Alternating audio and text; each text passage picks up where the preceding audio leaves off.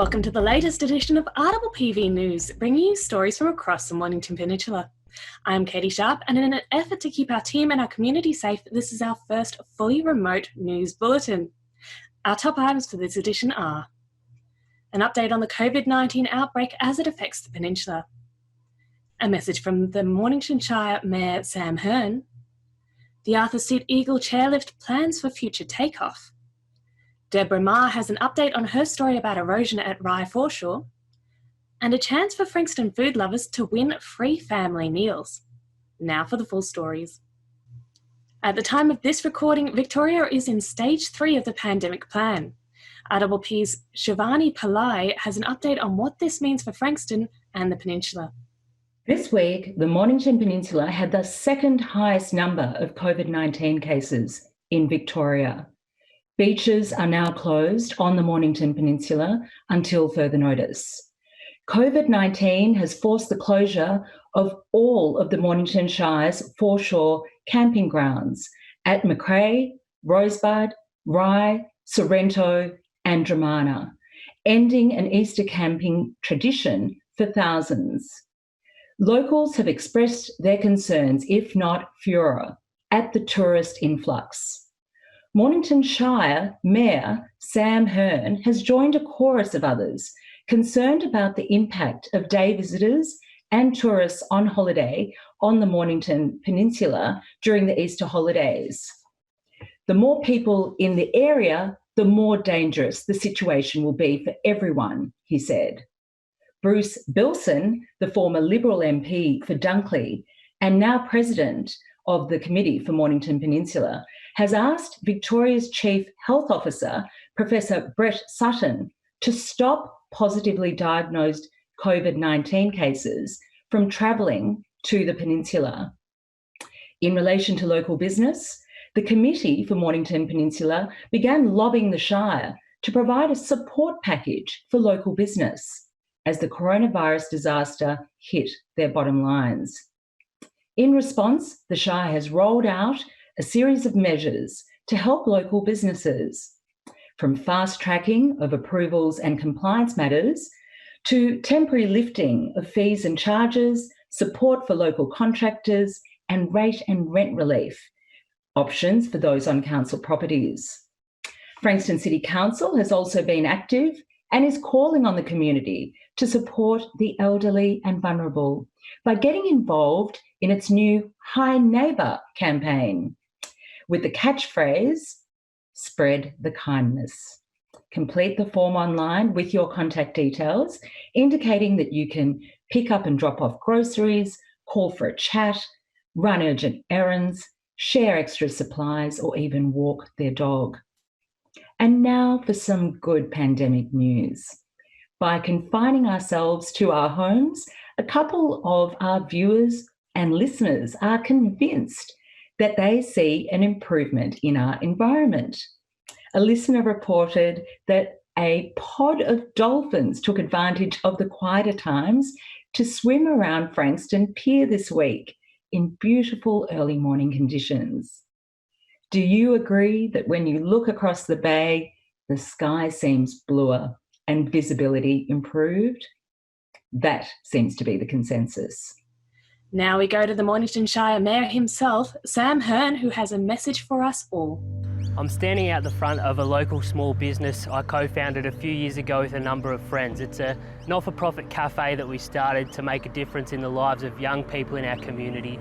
And like so many other businesses on the peninsula at the moment, it's in the fight of its life. We've been facing painful decisions like so many others about winding back our operations and even staring down the barrel of having to close down overall. And I've been talking to other business owners on a daily basis right across the peninsula who are facing these challenges. Now more than ever, our local businesses need our community support. We need to be making small decisions and adjustments to maximise that we're spending our money locally over the coming months to keep as many of these local businesses alive as we can. My family, we bought takeaway last night for dinner. We booked our car into the local mechanic for its service this week. We bought some books from Farrell's with the libraries closed just to try and do our part in this. I encourage you to do so as well. we're seeing some amazing innovation happening online. The MP News, for example, are recreating Main Street Mornington online and working on ways where we can do our shopping online locally over this period of time. At the Shire, we really want to play our part in all of this, and we're working hard behind the scenes to help businesses adjust. We're fast-tracking planning applications, so we're doing all sorts of things at the moment. We're also working on some significant actions we can take with the financial levers we've got. So watch this space for further announcements over the coming weeks about how we as the Shire are wanting to get in the trenches with local businesses and play our part so that we can all weather this storm together over the coming months. Thanks everyone.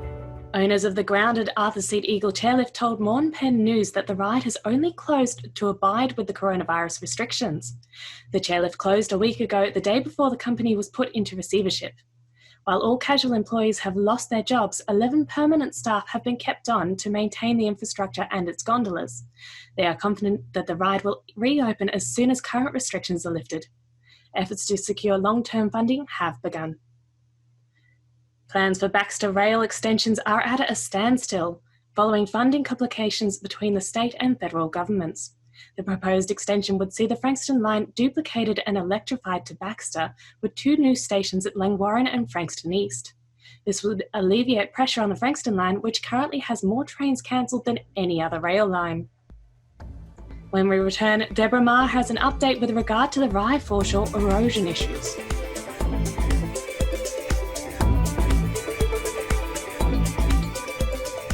Hi, I'm Scott, Bank Manager for Hastings Community Bank Branch. We give our customers the service and technology they need. As Australia's 5th largest bank, Bendigo Bank offers a full range of competitive products and services. And we're staying true to our values, giving back to our community through our local sponsorships and grants. So if your bank isn't doing the right thing by you, change to one you can feel better about. Visit us here at Hastings.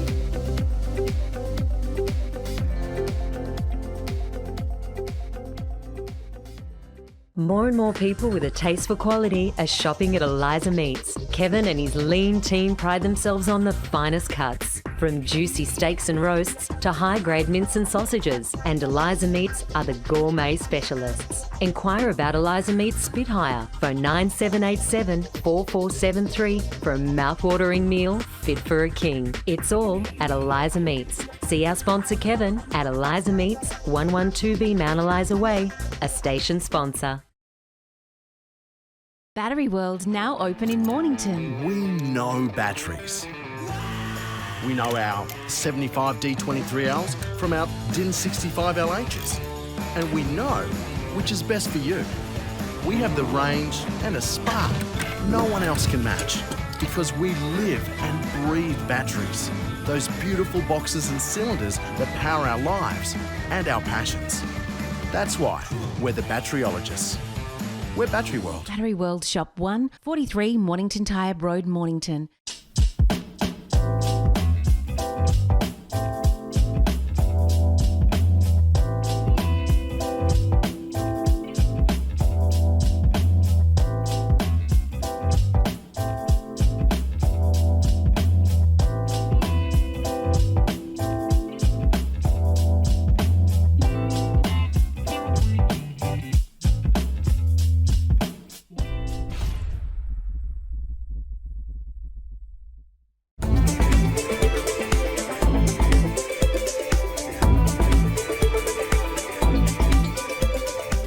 Welcome back.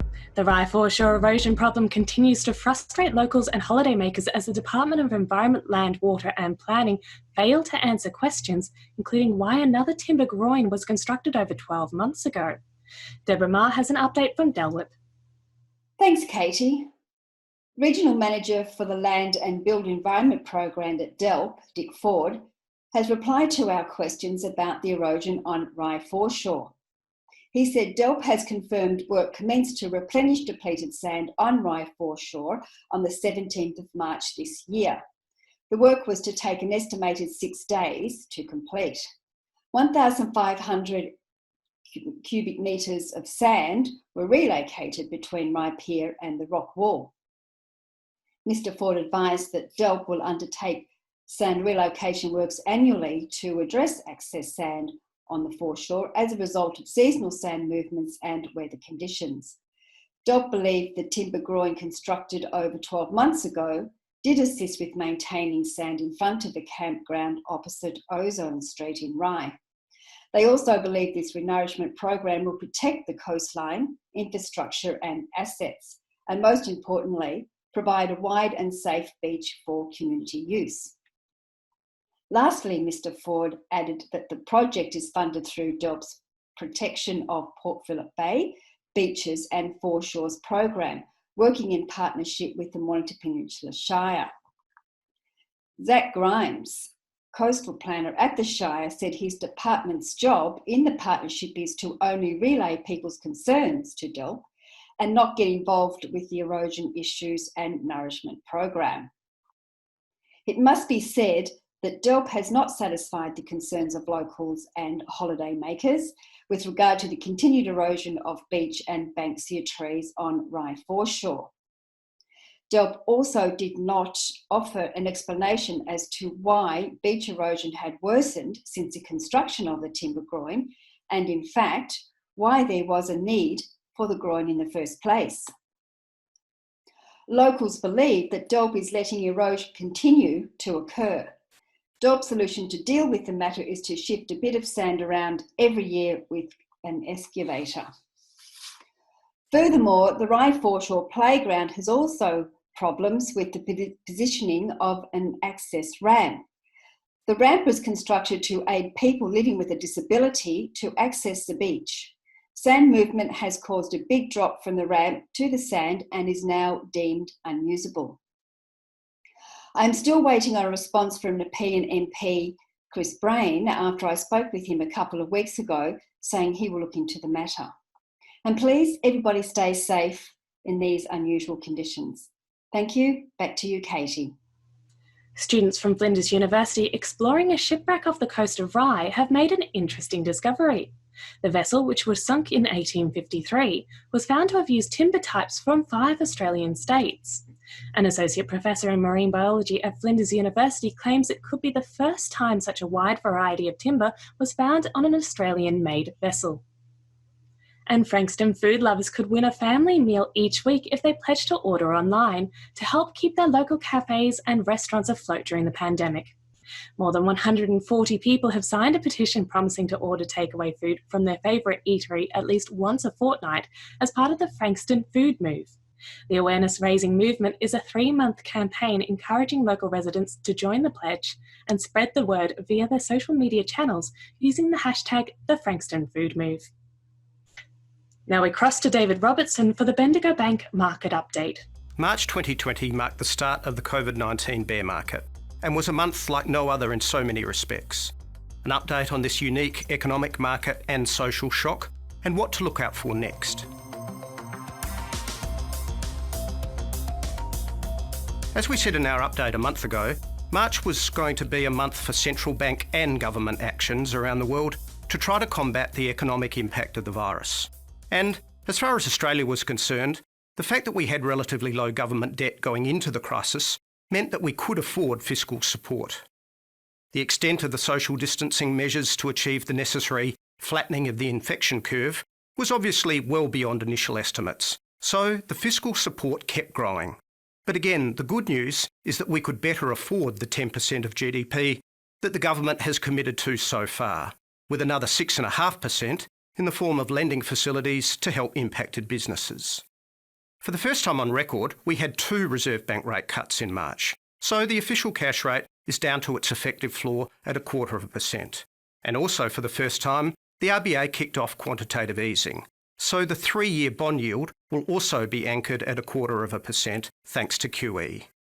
These extraordinary measures, along with state and federal government actions, aim to allow businesses to hibernate while social distancing measures address the health risks. Naturally, for the economy, the limitations on travel, activity and anything other than essential services will see GDP contract by its largest percentage on record this quarter. The impact on employment will also be extreme. Recessions and crises always see unemployment rise, and this rise might exceed the post-World War II high of 11.2% in the last recession. February's 5.1% unemployment rate will be a well-defined baseline from which to measure the COVID-19 impact. A rise in unemployed numbers from 700,000 at the start of March by 1 million workers would see unemployment jump to 12.5%. However, the JobKeeper wage subsidy aims to support businesses in retaining staff and should also minimise some of those lost jobs. The big question, of course, is how long this will all last for, and the answer to that lies with health experts and scientists, not economists. Stock markets have naturally run for cover. It's hard to reconcile that record highs for stock indices were set on February the 20th. But since then, the peak to trough fall for our ASX 200 has been 39%, before a bounce as the fiscal packages took form. The GFC saw a fall of 55% overall, but that took 18 months. This bear market has been much more rapid. However, unlike the GFC and other crises, the difference this time may be that a health-related crisis should have a better defined end date, either via a vaccine or sufficient containment and flattening of the curve. The timing of this is the great unknown, but at least we should know when we are there. Other factors to look out for now include the level of the Aussie dollar, which is still close to 60 cents, helping to boost export values, the pace of the recovery in the Chinese economy, being our largest trading partner, and further stimulus measures, which can be calibrated by the government dependent on the duration and the extent of the economic downturn. The relief offered to impacted businesses via 6-month deferrals of loan repayments adds to our range of COVID-19 assistance, complementing government measures. And lastly, the housing market was still strong in March, up 0.7% on average in capital cities, but steadier in regional Australia. There won't be public auctions for some time now, which together with economic uncertainty may see a brief dip for buyers to consider. And quantitative easing has made term loans cheaper too. Stay safe, and we'll see you soon for the next market update from Bendigo Bank. And now for the weather with Lisa. Lisa Lenoble bringing you the Mornington Peninsula 6-day forecast, hunkered down from an undisclosed location for this Thursday, the 2nd of April. Let's take a look at the weather for this weekend and into next week. Today we'll see a minimum of 15 and a maximum of 20. Cloudy, medium chance of a shower, most likely in the morning.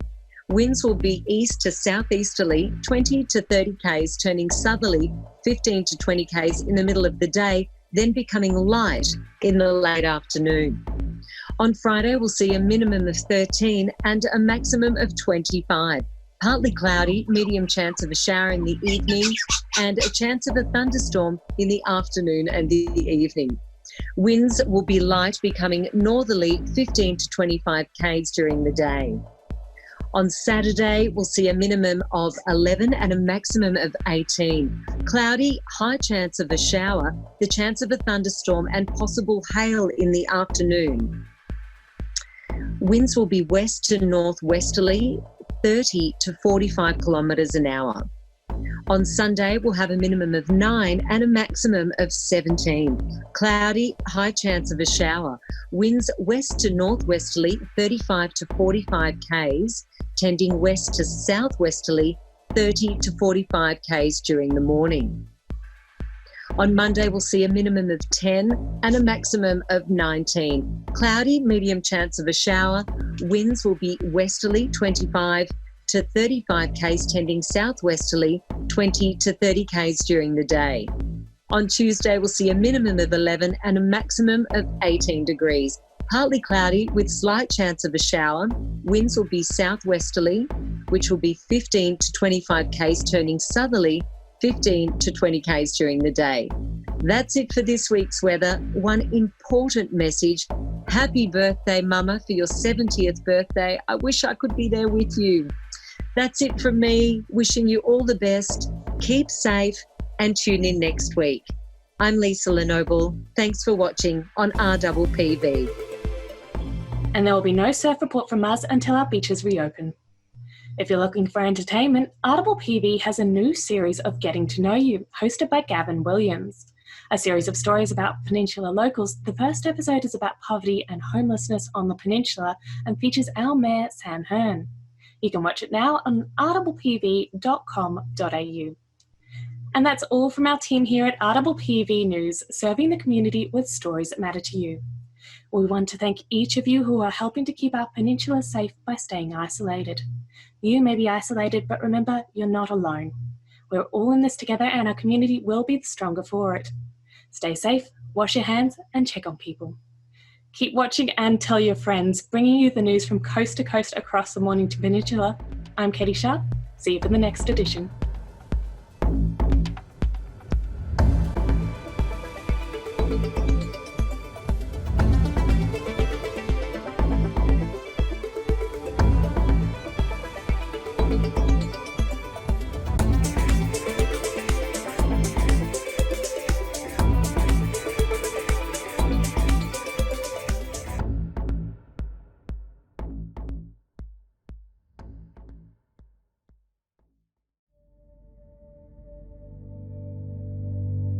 Hi everyone, my name's Sam Hearn and I'm the Mayor of the Mornington Peninsula Shire. Obviously this is a difficult time for our world, our nation and our local community. So I'm coming to you today with a message and it'll be followed by a series of messages over the coming weeks. The first and most important point to make is that we need to act with a strong sense of responsibility at the moment, but we really need to avoid acting from anxiety, fear and especially panic. I want to encourage all of us to consider our local community, to consider our neighbours, to consider local businesses, to consider those around us at this time. Please check on your neighbours, make sure they're doing okay, check on people in your street who you know might be more vulnerable at this time, make sure they've got what they need. Ask them if they're well, but go out of your way to do what you can for those around you. In a similar way, we are not in lockdown. We are able to go out and go about our everyday business as long as we take some of those precautionary measures around hygiene and physical distance for those around us. So consider how you can actually get around local businesses that really need your support and really need you as a customer in this challenging time. We will make it out of this. We need to act with a serious intent to reduce the health impacts on our community, but we also need to do so in a calm and considered way to minimise the social and economic impacts that we'll need to recover from once coronavirus is dealt with. My encouragement to you is to be calm, to take reasonable steps, to be sensible and to really care and think about the people around you. Only a matter of months ago, in the middle of the bushfire crisis, I saw this community respond in terrific ways to care for people who are vulnerable and in great need. And my encouragement to you would be that we can be that community again in the coming months and we can rally around and get through this together. Thanks.